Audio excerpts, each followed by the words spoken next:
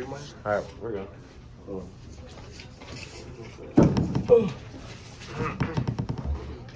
Since 2019, more than 16 million people have died or have been added to the 74% of Americans who are already considered overweight. This is according to Joel Furman. This rising statistic is one of many issues that unhealthy eating has on people as was on food. It affects the reasons behind dietary habits and has many factors influencing our lives. As a group of young athletes, we have shared a passion for food, not just for its enjoyment, but also for its importance in maintaining a healthy and balanced lifestyle. Alan Logan addresses the problem of over-processed foods. These foods are either generally recognized as those that are dense in calories, low nutrients, low fiber, high sugar or fat or sodium, and inclusive of various emulsifiers. Human studies certainly support the idea that a gut microbiome plays an influential role in mental health, behavior, and even aspects of personality. Since foods are so unhealthy and are different and unhealthy nowadays, how can we work to prevent the widespread issues of overnutrition, unhealthy eating habits, and the associated risks of unhealthy foods on a global scale? By exploring this topic, we hope to better understand how food impacts not only our health, but also our well-being of communities worldwide. Many negative. Talk, man. There is a dramatic difference in price and accessibility to unhealthy foods that is the main reason why obesity is so popular in America. According to An Dong, who is a University of Arizona graduate, says that a comprehensive review of 27 studies found that unhealthy food is about $1.50 cheaper per day than healthy food. The price of unhealthy food is low, which is known to be one of the main causes of obesity in America, especially with the dramatic rises in inflation, which caused a spike in grocery and restaurant food prices. Asia McClanahan, a University of Illinois graduate with an economic major, states, when comparing certain food items dollar for dollar, cooking at home can be more economical, but sometimes the fast food drive-thru wins out on both time and money. After observing the economic perspective, it is evident that low prices and high accessibility to fast food and healthy food is an overall negative choice for Americans to make. The last piece of evidence, Jake Rosen, a journalist for multiple mainstream websites such as ESPN, the New York Times, and many others, claims that unhealthy foods are cheap and not always affordable. Shopping around the perimeter of a store where the fresh fruits, vegetables, and meats are typically located can leave shoppers with a sizable bill. Meanwhile, frozen meals and snacks are relatively cheap. So why does there seem to be such a surcharge for unhealthy options?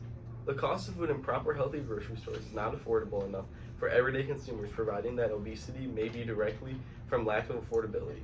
This is a widespread issue as it is prevalent throughout countless age groups and backgrounds. Many negative outcomes come with the lack of food policies that have been put into place. The Harvard Law Reviews emphasized the USA's problem with the necessity for food policy in the USA. President Barack Obama signed into law the FDA Food Safety Modernization Act, a long overdue reform of regulatory regime that had not been significantly updated since 1938, as well as in creating such a scheme. However, Congress may not have given the FDA the capacity to monitor closely these private regulators, making it difficult for the FDA to ensure that private regulators are accountable for the agency. Congress may have given the FDA enough oversight power for the act to be constitutional, but not enough for that oversight to be effective. This lack of policies has led to the companies having a free run of what they want to do with food. A major example of this from Maria Nyazina and Venkatesh Aldia, who have studied global marketing for 20 years. Their main point of emphasis is that the big corporations' demand is based on profits, and profits come from the emphasis on unhealthy and non-nutritional, inexpensive foods. This means the loose term on what corporations can do has led to major companies being able to put what they want into foods without penalties, and then being able to profit for years to make multi-billion-dollar companies that take advantage of consumers' profits and how food is created. The advantages that these companies take not only have short-term effects, but they also have long-term impacts on generations, where they clarify that there has been noise as early as in 1830 about potential contamination in the soil that our food is grown in. The production method that may cause food to be more processed, diminishing the nutritional value and possible future profit motives, all contributing the possibly decline in overall health throughout the world. This solidifies the fact that even since the 17th century, the factors of companies are there for profits only.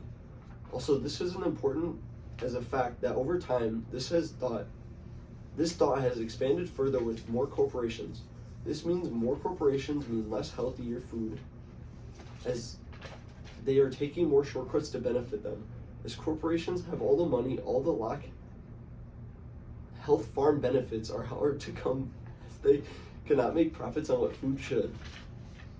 This is where the FDA needs to come in and fix this problem so this ongoing epidemic can be medicated to the point where healthier dietary options are available for people to choose from. Another major problem with the unhealthy food epidemic is the advertising and traditional culture of foods that people eat more. First of all, the constant advertising makes fast food irresistible to customers.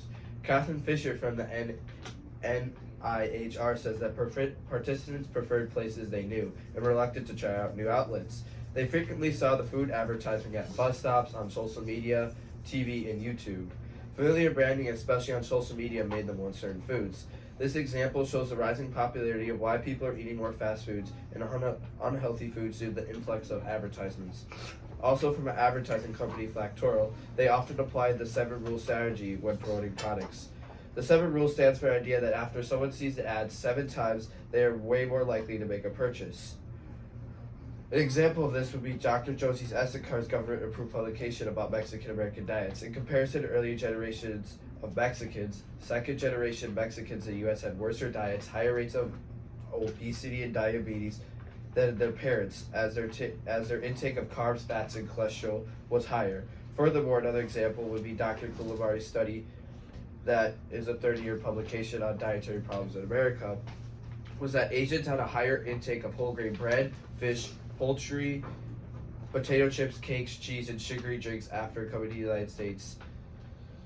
Another thing is that an important thing that Indian immigrants in the United States switched from using ghee to butter. From a cultural viewpoint, the problem is that immigrants who are coming to America are shifting their diets. This shift leads to them forgetting about their cultural foods. If certain cultures are forgotten, people start to shift to diets more like the American one. This is bound to lead to more cases of obesity and diabetes among the world's citizens. Cutting back to the claim, one solution could be that the FDA could regulate and improve ads that get out there. This regulation would promote healthy foods and diets and benefits people in a variety of cultures. Another rising problem is the generational foods that are not being taken into moderation and hurting people's diets. One example of this would be Dr. Coulibaly in her 30-year publication that African Americans in America and their generational soul food had a 1.6 higher rate of obesity and diabetes than any other race in America. Another example is famous rock and roll singer Elvis Presley. Elvis Presley, the famous rock and roll singer, had a traditional food craving problem as his mother brought her southern cooking everywhere he went on tour. This ongoing generational obsession with traditional diets and foods has now led to major problems of people just wanting more of these foods, as they are a special part of their memories. Eating excessive amount of these foods like Elvis has led to problems like diabetes, high blood sugar, and obesity. People have to scale back and eat these foods in moderation, as these generational foods are causing more people to end up with underlying health conditions. There really is no solution to this, as people make the choice on what they want to eat. Another problem with unhealthy food options are that they're more processed than ever nowadays, and they lead to countless health diseases and disorders. In terms of mental disorders, we found a conclusion by Eric Hecht that states, quote, respondents with the highest levels of ultra-processed food consumption had a significantly higher probability of mild depression and were significantly more likely to report a higher number of mentally unhealthy and anxious days, end quote. Additives in their large amounts and prevalence in these ultra-processed foods are contributing to the more frequent rates of depression and anxiety among the consumers of the products. When looking at more physical effects, we were able to identify that, quote, high consumption of ultra-processed foods was positively associated with increased odds of being metabolically unhealthy.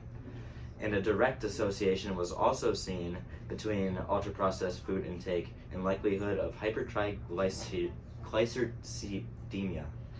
and that, quote, healthy eating and consumption of important nutrients help to achieve and maintain a healthy body weight and reduce the risk of developing high blood pressure, heart disease, type 2 diabetes, cancer, osteoporosis, iron deficiency, and dental caries.